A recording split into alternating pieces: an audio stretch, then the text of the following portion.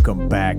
Things have been running hot lately for us, cashing another 4 units last week for a total of 16 units of profit in the last month alone. We are running a little behind this week, so let's jump right into the predictions for UFC 309. Starting off the night in the women's flyweight division, Veronica Hardy will be taking on Eduarda Moura. Veronica is coming into this fight on a 3-fight win streak, all of those going to the judges. She has a 4-1 record in her last 5, making an impressive turnaround after losing her first 3 fights in the UFC.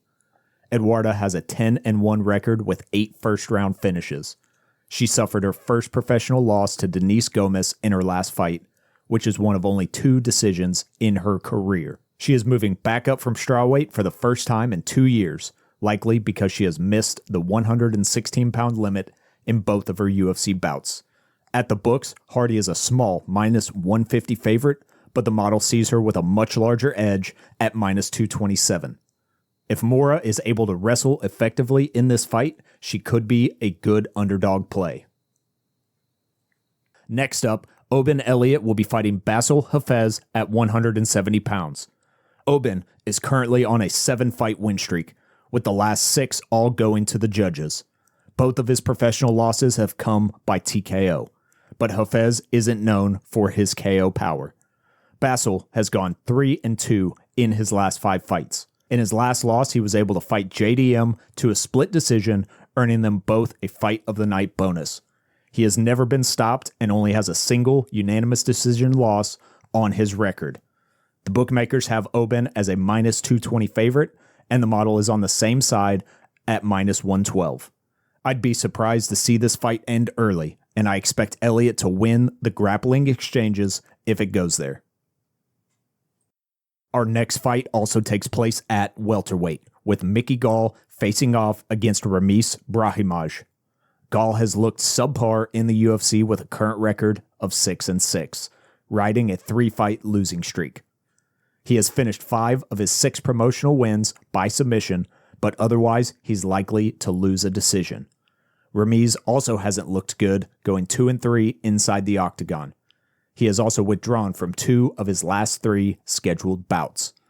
Both of these guys are likely to look for the back, with 7 of their 8 UFC wins coming by rear naked choke. At the books, Micky is a -135 favorite, but the model is putting Brahimaj at -118. With 2 submission specialists going head-to-head, we are more than likely in for 3 rounds of terrible striking. Moving up to heavyweight, where Marcin Tybura steps in on late notice against Jhonata Diniz. Diniz has been rescheduled after Derek pulled out of their bout 2 weeks ago. He is 8-0 in MMA, with 6 of his wins coming by first-round knockout. He did fight to a decision victory in his last outing, but has also gone the distance in a handful of kickboxing bouts. Tybura has gone 3-2 in his last 5 fights, both of those losses coming in the first round. Marcin may look to wrestle in this bout, but his takedown accuracy is only at 33% in the UFC.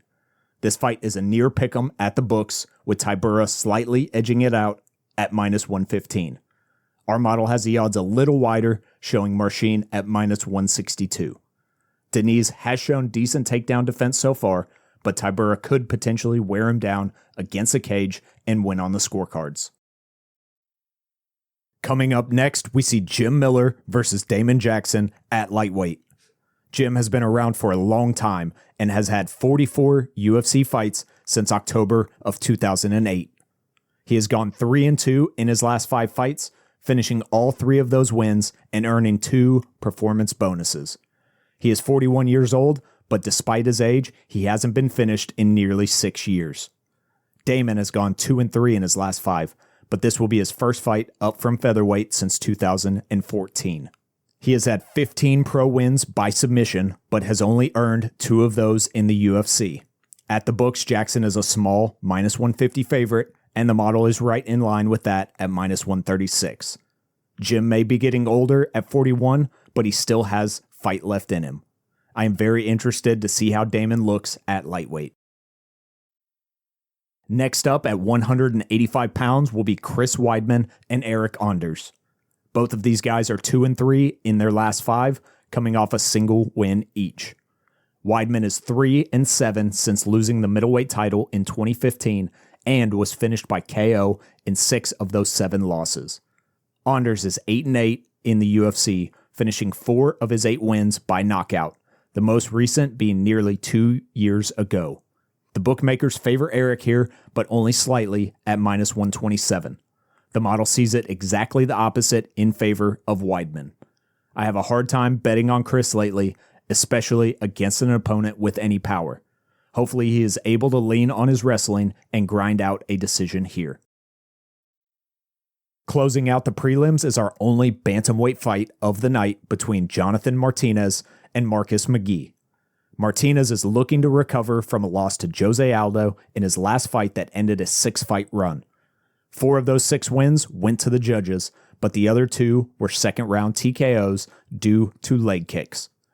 McGhee is looking to keep his 5-fight winning streak alive. He has finished all 9 of his professional wins, and he has only seen the 3rd round once.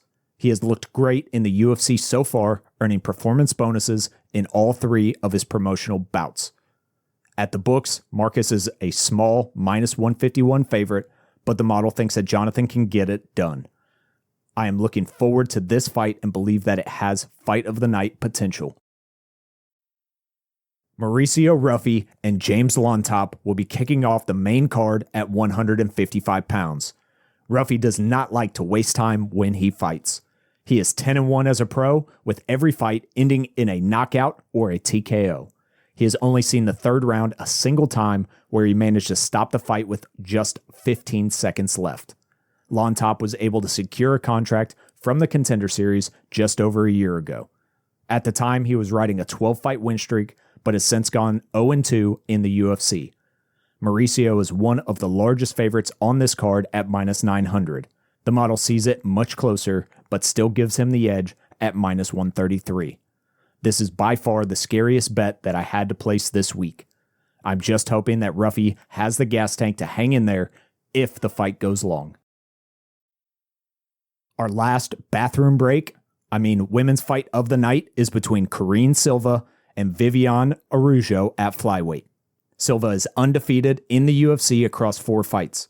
She finished her first 3 promotional bouts by first-round submission and showed in her last fight that she can also dominate for all 3 rounds.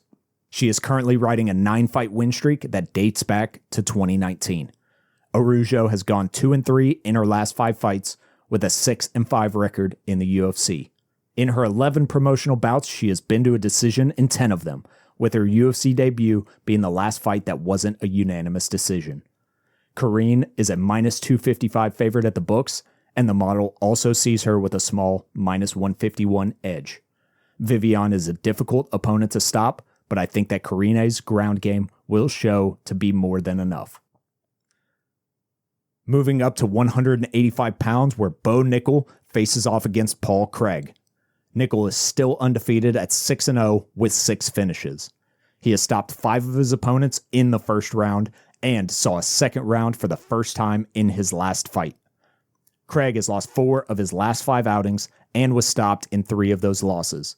He is 9-8 in the UFC with 1 draw, but has been able to finish his opponent in all 9 wins. He rarely fights to a decision, with only 2 of his 17 promotional bouts going to the judges. Bo is the largest favorite of this card at -1300. This is a number that doesn't make sense to the prediction model, but it still does favor Bo here. I think that the threat of the takedown will be more than enough for Nickal to get a TKO victory. We just need to hope that he doesn't land a big punch and dive directly into a submission. Our co-main event will be the rematch between Charles Oliveira and Michael Chandler. Their first fight took place in May of 2021. Charles was able to secure a TKO victory in this fight to win the vacant lightweight belt. Since the first fight, Oliveira has gone 3-2, winning all 3 by finish. In that same time, Chandler has gone 1-2, winning performance bonuses in all 3 outings. He is coming back from a 2-year layoff, but has said that he had never quit training. He was most recently scheduled for a welterweight bout back in June, so I'll be interested to see how the weight cut goes. At the books, Charles is a moderate -255 favorite. The model sees it closer, but still favors Oliveira at -125. The first fight closed as a true pick'em, and Michael very nearly got the finish. This fight promises to be a banger, and I'm excited to see how Chandler looks after nearly 2 years away. Closing out the night is our main event between Jon Jones and Stipe Miocic for the clearly disputed heavyweight title. Jon is currently riding an 18-fight win streak with one no contest mixed in. He's only had a single heavyweight fight in his career, but it was an impressive win. He's been away for more than 18 months now and will be coming off an injury that caused him to pull out from this bout last year. Stipe has been away from the sport for nearly 4 years now and suffered a brutal knockout in his last outing. He is 3-2 in his last 5 fights and has fought for the heavyweight title in his last 8 bouts. Jon is a very large -700 favorite in this fight, and the model gives him a significant edge as well.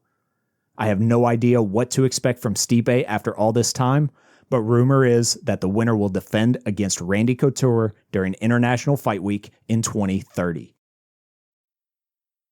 This card has some very large favorites, and the model has predicted that they will all win. This has left us betting on 9 of 12 favorites for a total risk of 43.45 units. Our potential return is not very high at only 12.5 units, or roughly 29% ROI. We will need to skirt a few big upsets this week to stay profitable, but we'd like to cash in on those underdogs as well. If you think we missed any big opportunities this week, let us know in the comments below. As always, thank you for watching and good luck on all of your bets this weekend.